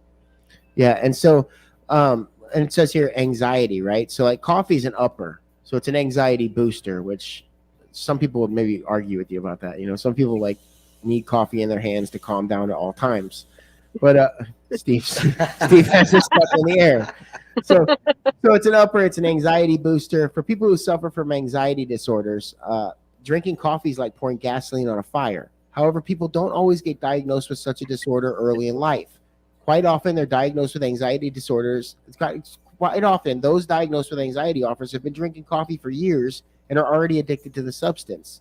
CBD, on the other hand, is a mild downer that has a clear impact on anxiety, reducing it and causing the symptoms, making them more manageable. When consumed with coffee, many people find that CBD cuts through the anxiety-boosting effects of coffee while still leaving the focusing boost of the beverage. It's the best of both worlds, allowing people who are in love with coffee to keep drinking the substance without making anxiety worse. So as we go through life, right, we start to age a little bit and start to experience more years. That's part of it, is we start to catch these things, they say disorders, but quirks, whatever you want to call them. Coffee helps with a lot of those things. And folks that get diagnosed with like an anxiety disorder and they've been drinking coffee for the last 20 years, well, coffee didn't give them that anxiety order, but now that substance is a part of their life and everything else. For that consumer, adding a cannabinoid like CBD is going to be very beneficial for them and kind of combat the offset of what that coffee is doing for them, which is giving them an anxiety booster. Yep. Yeah. Yeah. I take coffee and I take a dose of CBG almost every morning too. So, and then I take some flavonoids too. So I mean, might as well put it right in the coffee instead of just doing the dropper under my tongue every time, right? Yeah, I got that hemp-derived Delta 9 tincture from Doctor's Hemp Solutions, and was using that in my coffee, and it was definitely giving me that good morning boost because I like THC in my coffee in the morning too. There's wonderful products that allow that to happen. So I like THC in the morning. I know you do. All right. Well, I think we all do. Let's talk a little bit more here. For consumers who use CBD for medical reasons, like treating seizures, insomnia, chronic pain, the relaxing effect of CBD is also an undesirable side effect, and it can affect their daily routine if they're not used to that in potent doses. So think about the person who is given CBD for medical reasons, doesn't want to use a toxin, right? And goes towards CBD for, say, pain relief or anxiety, things like that. Maybe they don't like the kind of tired effect that comes with CBD. Now, I would pair it with THCV and kind of offset that drowsiness that you get from CBD. But also, if you think about this, you can do the same thing with coffee. If you're diagnosed with CBD, if you're diagnosed with something that CBD helps with, and you don't like the effects of CBD, which kind of take me down, I know that, make me sleepy, and I say I got to work at K-Kid all day, right? So now I got to take that CBD, but I can pair it with coffee, which K-Kid has an abundance of, and be able to medicate that. So when you think about that, coffee and cannabis, or coffee and CBD, of course, coffee and all cannabinoids go together, but it goes together in more ways than just, hey, it's fun. It's pleasant to have a cup of coffee, and it's pleasant to have a smoke with it. It's actually a whole lot. If you think about compound pharmacy, man, pairing coffee and cannabis makes sense for some ailments, some folks. It's just a different delivery system. Balance. Mm-hmm. Go ahead, Ray. It's balance whichever way you look at it. Yep.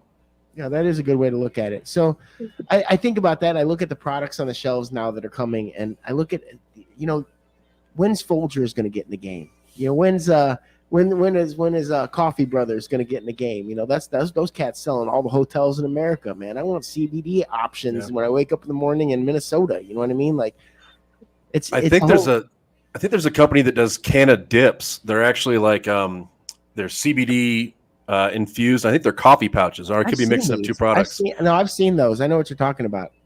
But yeah, there's a company called Grinds that makes little coffee pouches like chew packs, like the old Skull Bandits and stuff like that. But those are in every gas station in Missouri. Yeah, it's flavored. Well, the coffee version. Yeah. But I would put CBD on those little Bandit things and put them in my lip, and then walk around and take it that way. I mean, it was easy to do it, and didn't have to have a cup of coffee in my hand the whole time. Yeah. Wait till the straws come out. Yeah, yeah. We'll talk about that on the next show. But yeah, if you think about it, we really, Ray doesn't drink coffee, right? But Ray, like I and all of us do, believe that whatever means we have to get these cannabinoids into folks and get access and availability. And sometimes a vehicle looks like a straw, or it looks like a coffee pod. But I get it, Ray. You don't drink coffee, but is there any way that we could talk you into doing that just one time on the show so we can see how you react to coffee? So you know how I'm already like 100 miles an hour and anxiety ridden all the time? Take that and amplify it by about 10,000, and that's how I would be. It's not a good thing for anybody. She didn't practice that. That came right out, my guy. Oh, yeah. Yeah. Oh, yeah. Sounds like it's from experience. You have anybody on your show tonight, Ray? You having a show? Just me, man. Hey, that's the best ones. Right on. So that's Ray from Weed Weather and whatever. All you cats out there listening to this show, I want you to check out her socials on Facebook. She's got a really cool podcast out there. That cannabis culture in Kansas City is absolutely on fire out there. Yeah, you're going to be at the B420 event with Big V and those cats. You going to be at that one? Of course. That's my favorite event. That's my favorite event that they throw down up in Kansas City, man. The guys from Shelf, they get together with all kinds of great people, and it's just, you got to go to this one this year, Tim. It's a lot of fun. I actually went to the one this last year. You just forgot about that. I was just saying, I thought he was there. Yeah, but it's all good. It's all good, brother. I had a good time. You should go again with me then. So, Waxy's not here, man. Listen, I'll be honest. I'll be so honest. I smoked more grass out at that event than I think I did anywhere else in that last year at all those events. But, there was a lot. yeah, and like I brought my own, and I did not need to. Like, I just found that out real fast. Like, everybody had plenty of great weed. But it's really cool, man. Starting tomorrow, Ray, everybody's going to get to carry up to 3 ounces on their person and gift cannabis, and it's going to be a different kind of Christmas in Missouri. Yeah, just for Christmas, baby. Right. Good timing. I know. Ray wears a 3.5 for if anybody wanted to send her a gift. She wears a size 3. Even up to 7.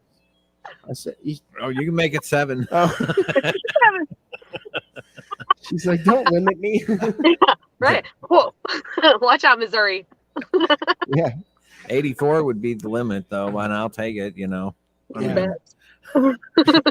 Just multiple gifts. Just do little gifts. Lots of them. Right. Lots of It's been a great show so far. I want to end the show and close it out by letting you guys know that Blue Sage Cannabis Company in Carthage and Lebanon are now doing delivery within 30 miles of their shops. It's pretty wild. If you get your order in before 3:30 any day, you're going to get your evening meds that evening. Wow, that's pretty darn cool. Tell me that's not a new Missouri. There you go. Awesome. Yeah. All right. What a time to be alive. Ray, we appreciate you. We'll catch you next week. Bye, guys. Bye, Ray. Weed Weather and whatever. Y'all check it out. All right, man. I don't know how much time I got, but you guys are listening to Waxy Brown's Flower Power Hour live from the Robust Cannabis Studios at K-Kid 92.9. We'll see you guys next week. Stay waxy.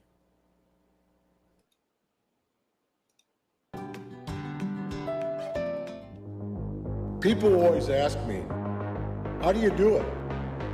What's your secret? How long did it take? What kind of dedication do you have? How do you do it every day? Now, the truth is, I'm high as most of the time, and I wax off a lot. I mean a lot.